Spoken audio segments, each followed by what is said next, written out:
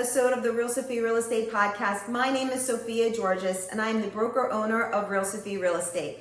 Here at Realsophy, we aspire to inspire to build a real estate empire, and we do so by harnessing the power of a team of experts to provide you the knowledge and information to make the best informed decisions for your family. We have so much to talk about today. I want to focus a lot of today's discussion on the current statistics that just came out for the month of July here in New Jersey. I was very honored this week to make a live appearance on the War Room to discuss a lot of what is going on with the current market relating to interest rates, inventory, how that affects affordability, and some of the current proposals, being an election year that we're hearing out there and how that will affect you and things that you should know about it. And then, of course, the lawsuit, the NAR Settlement agreement, which went into effect in August. We have been implementing it here well in advance. We're in the know about what is going on, and there has been a lot of confusion. Our clients have a lot of questions. It's probably one of the number one questions that we get here. So I want to also just mention some of the key points relating to that and hopefully settle some of the confusion that is going on with that lawsuit. Before I get into that, let's talk about some of our upcoming events that we have coming up. So we have here at Realsophy, right here at 1934 Washington Valley Road in Martinsville, on September the 7th, we have a real estate career open house and networking event. It's in person right here in the office. It's a great opportunity to come and talk to us about what it takes to get into real estate, what the expectations are, what the qualities are about being a successful agent in this business. Also, knowing the statistics is very important. So that is on September the 7th from 12 to 2 p.m. right here at Realsophy. And we do have that. We host that on the first Saturday of every month, and you can register for that by going to our website and clicking on events, and you'll see a link there to take you to the registration. We have Franklin Day coming up in Somerset, Franklin Township, which is on September the 28th from 12 to 5 in Colonial Park. Realsophy Real Estate will be there. We have a booth. We love these events. We get to meet the people. So stop on by when you're at Franklin Day and say hello to us. We will be there. We have the Martinsville Business Alliance right here on our Washington Valley Strip. We are tentatively scheduling our Martinsville Fall Festival for October the 13th from 12 to 4. Stay tuned for that. Go to the website, realsophyrealestate.com, events, and I will post there once we have that date locked in. But that's going to be a lot of fun. It's going to be the first time all of our businesses locally here are organizing it in such a way. And then we have some closing news. This past week was a busy one. We closed at 961 Harron Avenue in Manville, at 707 Pebble Creek in Pennington, and also at 37 Briar Lane in Flemington. So we helped many families get into their homes, into new homes, into rentals temporarily until we can find you a forever home. So we are hard at work here, making sure that all of our clients are taken care of and lining them up with our experts to help them really navigate this market currently right now. All right, well, that being said, let's jump right into the recent statistics that just came out for the month of July from the National New Jersey Association of Realtors. So I was on War Room this week, as I mentioned. I was live. It was a great honor, and I really wanted to educate people out there on the numbers. We hear so many analysts breaking it down in such general terms, but here, like I mentioned on the show, we have our finger on the pulse. We talk to our clients on a day-to-day basis. We know what people are feeling. We're out there putting in our offers. We're out there talking to sellers. We know talking to businesses. We know the current climate of this landscape market. And this data really is in line with what I am experiencing out there. And when I lay out these numbers, I think it hits home more for people. They understand it more. And when I say knowledge is power, it is just so critical to put these numbers out there so everyone can understand. Because, it's not a sentiment. These are real numbers. So I wanted to break down the numbers for you today. So let's talk about interest rates a little bit. We know they're currently hovering around 7%.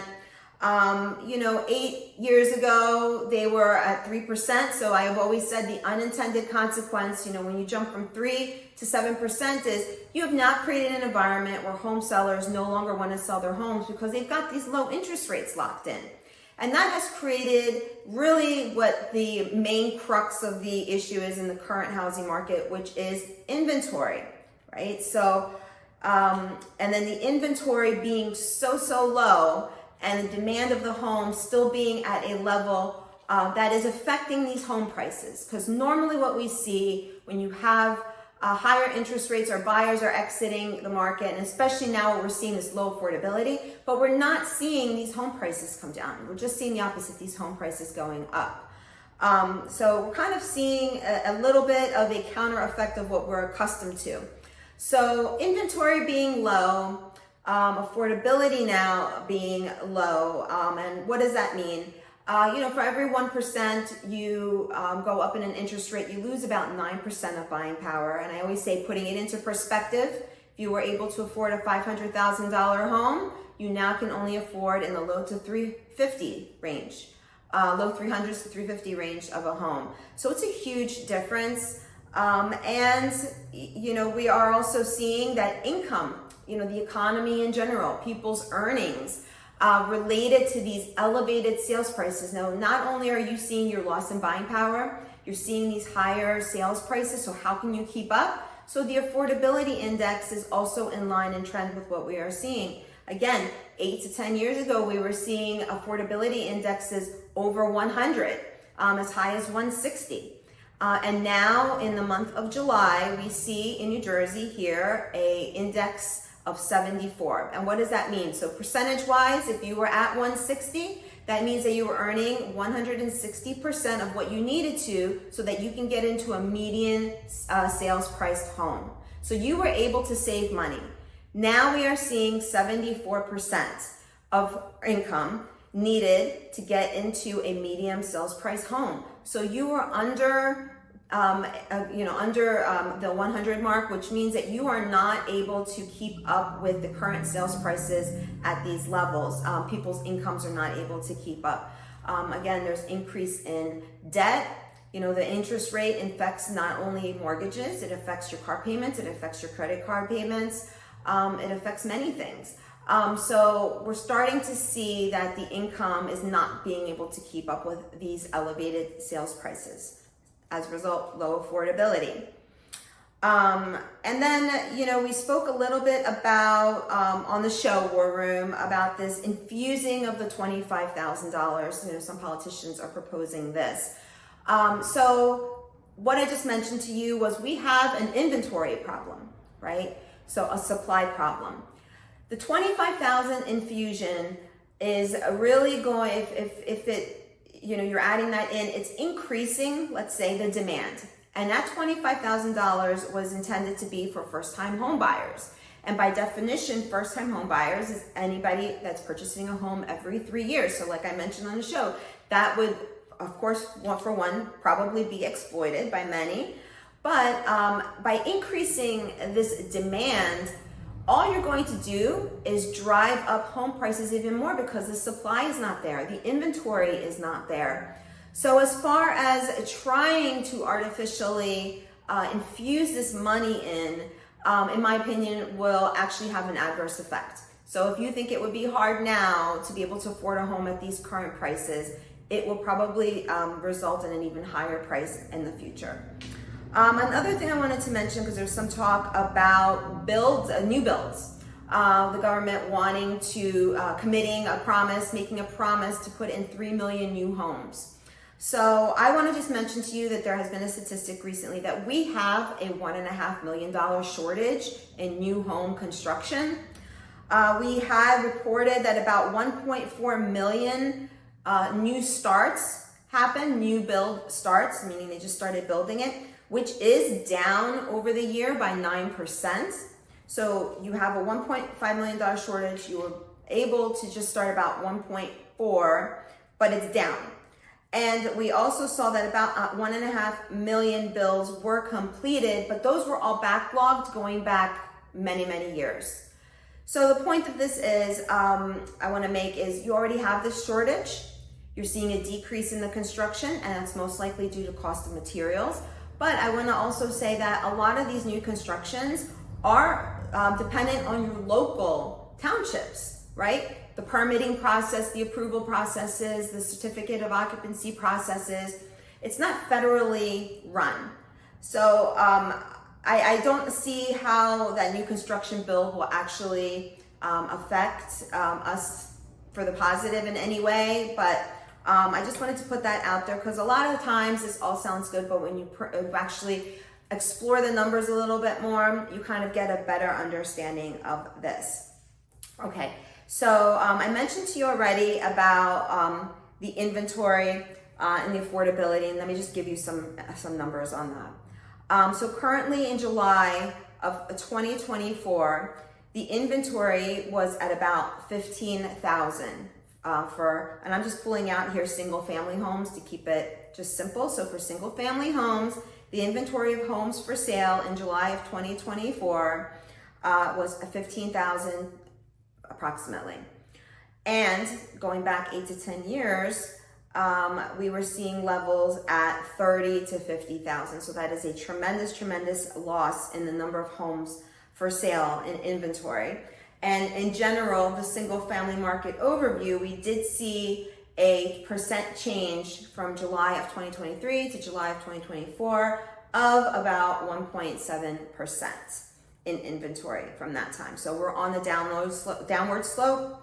And housing affordability, I already mentioned to you about the percentages there, how we are not being able to keep up our income with the current median sales priced home. And to tell you a little bit about median sales price homes in New Jersey, from July of 2024, the average, or I should say the median sales price in New Jersey is $600,000. Okay, put that into perspective. Just from 2016 to 2022, an average or median sales price home in New Jersey was $350,000. So you went from $350,000 to now currently $600,000. Again, affordability problem and sales price problems, right? Going up.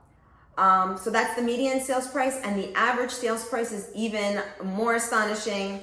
We are seeing that although in 2016 to 2022, median and sales price was about the same at $350,000, and now in July, the average sales price in for single family homes here in New Jersey is $731,000, almost $732,000. Right? It's a huge number, huge number. So I wanted to bring those to your attention. Hopefully, the real estate landscape going forward will help ease some of these pressures that have been put on the housing industry. There is some discussions that they will be reducing the interest rate in September sometime. The rumors are 25 basis points. Some people hear 50 basis points. So I don't know. I don't want to speculate what I think that would mean yet, because it's really, like I said, an inventory problem. It's going to depend if that's going to be enough to bring some more houses into the market. So it remains to be seen. But let's see what these rates, how these rates start to affect the market, and then we'll come back and talk about how this will affect you. So really quick, the lawsuit, NAR lawsuit, the settlement mandates became effective August the 1st here in New Jersey, nationwide August the 17th. So what was some of the premise of this lawsuit? Well, it was about commissions. It was about trying to take away the structure that was there, which with the broker cooperations and so forth, about price fixing commissions, fixing percentages on commissions. So that was the intent of the lawsuit. So how does that affect you? I say it doesn't really affect my business much, because the way that I communicate with the clients, the way our Realsophy agents communicate with our clients, is we're about building relationships. We don't center our relationships around a commission. We have always negotiated our commissions here. So nothing from the way we operate here with our clients, from a client's perspective, will change. We will still give you the same stellar service with the same options like we always have. But it does affect the industry as a whole because it has created more logistics, more paperwork, more explanation, and just the uncertainty of it. But rest assured, we are here to still provide you with the same choices. There is a buyer agency agreement that is now mandated, which would basically potentially could have buyers paying their own commissions. That was always the case before as well, but now it's sort of, I know that the purpose of the multiple listing service was to have broker cooperation, so we could see what a seller was offering as far as a split through their listing broker. And the point of these commissions, the splits, were to entice buyers to come in. It was to cooperate with brokers so you get the maximum exposure on your home. So this is changing things just a little bit, slightly, but we are here to make sure that you're not gonna have to spend any more than you have to out of your pocket. So if you have questions about it, feel free to reach out to me. I'd be happy to explain the situation a little bit more to you. But from my perspective, it's business as usual here. We're just navigating around these mandates and the logistics, but our service to our clients is still number one. So I hope that these numbers today provided you with some more knowledge to help you and empower you in making the decision to sell your home or starting a conversation. Again, everybody's situation is unique. Somebody may not be in a position currently to sell a home, and some people may be surprised that they are in a position to sell their home. But the purpose of having discussions, simple discussion, is hooking you up with the professionals so that they can communicate with you and that you can make the best informed decisions for your family. And that is the goal here. But I appreciate you tuning in today. Thank you for listening to the Realsophy Real Estate Podcast, and I look forward to our next episode.